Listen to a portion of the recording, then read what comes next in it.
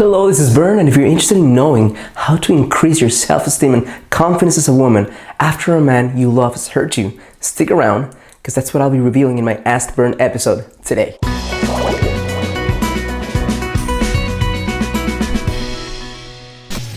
Hello, this is Bern. Welcome to your greatlife2.com. Today's another edition of Ask Bern, where any of you get to ask me a question by submitting a comment on any of my videos, and I give you an answer on sex, intimacy, love, passion, understanding men.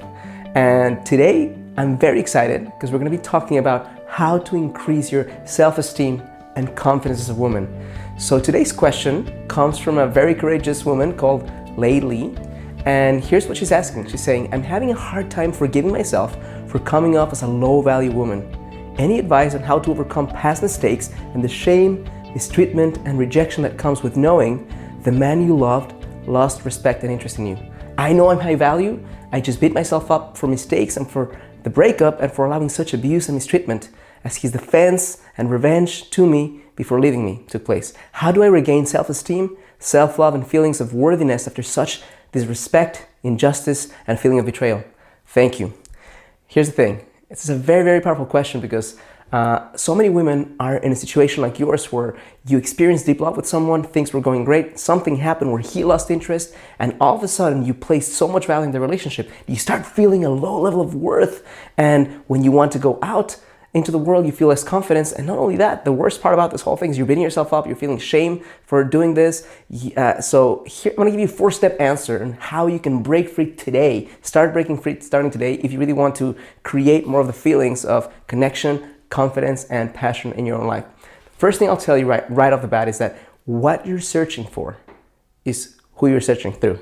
And here's what I mean by that. What you're searching for is what you're searching through means that this huge thing that most people find mystifying, how to create more confidence, is not about something you get to gain on the outside world. It's not about something that is not inside of you. It's who you are at your core, but you're not tapping into it right now.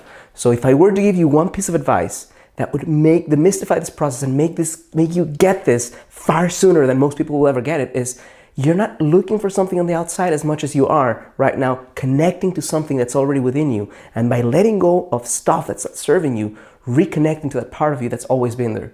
And how do you do this? You do it by going 10% further than you usually do on any area of your life, by moving differently, by taking more actions, by taking more risks, by connecting to your passions. When you start making an improvement in any area of your life, you start regaining confidence in who you are because every part of you is connected to every other part. So that's step number 1. What you're searching for is inside of you right now. Number 2, step into compassion. And here's what I mean by that. Let's say that you have, 6-month-old baby or a 1-year-old baby, and he's starting to crawl. And all of a sudden he wants to stand up and he wants to start walking.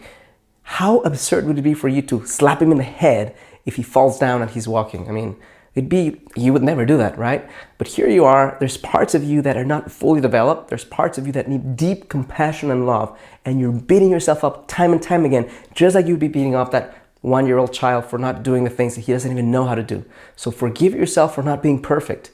Nobody's born with the answers to all these questions. That's why it's part of being alive. Part of being alive is discovering kind of like what you're here to do and how to make it better. So being compassionate with yourself is going to be one of the biggest keys you can tap into right now if you really want to start getting this. Now, I'll say something else. Step number 3 is recognize the reason, the core of why you're beating yourself up. And for most women who are beating themselves up, is because you feel like this type of penance, like if you beat yourself up, then you'll get yourself to take action. Or maybe if you beat yourself up, then you'll learn the lesson and you won't make the same mistake again. Or you feel like if you beat yourself up, that you are keeping yourself safe, because as long as you keep beating yourself up, you'll always be hurt. You'll always have an open wound. So you'll never have that willingness to go out there and make stuff happen. So if you recognize that there's a reason, there's a secondary gain in you keeping yourself safe, by beating yourself up, that will also help you to free yourself and let it go. And the last thing I'll tell you is replace punishment with love. And here's what my challenge is for you today, Lee. My challenge, look at me. My challenge for you is to replace this punishment that you've been experiencing with an act of love. So anytime that you go into this beating yourself up, thinking, oh my God, why doesn't he love me? I want you to do something for yourself that makes you feel amazing. Whether it's smiling, could be something simple if you're in a place where you can't do something else, dancing, giving yourself a massage, taking a walk, calling a friend, doing something that fills your life with love again so that you can start connecting to higher vibration, connecting to the man of your dreams. And forgiving yourself has a lot to do with raising your vibration. Confidence has a lot to do with raising your vibration. You cannot raise your vibration if you bring yourself up. So replace punishment with an act of love. Every time during the day when you start beating yourself up, think of something you're going to do to compensate for that for yourself. Something good, something kind, something amazing. And that's pretty much it. So if you like this video, if you think that what I'm saying here makes some sense, I invite you to do 3 things. Number 1, click like on this video. And number 2, subscribe to my channel. Number 3, most important of all, I want you to, on the description of this video, there's going to be a link that allows you to go through a webinar that I put together that shows you how to connect to your soulmate. It's a blueprint on how to connect to your soulmate in 90 days or less. Thank you so much for connecting with me. As always, I challenge you to live a fully conscious life. If you have any questions for me, submit a comment below this video or any of my videos, and I'll either answer them personally right now, or I may choose you to create one of my videos next week. Okay? Thank you so much. Mwah.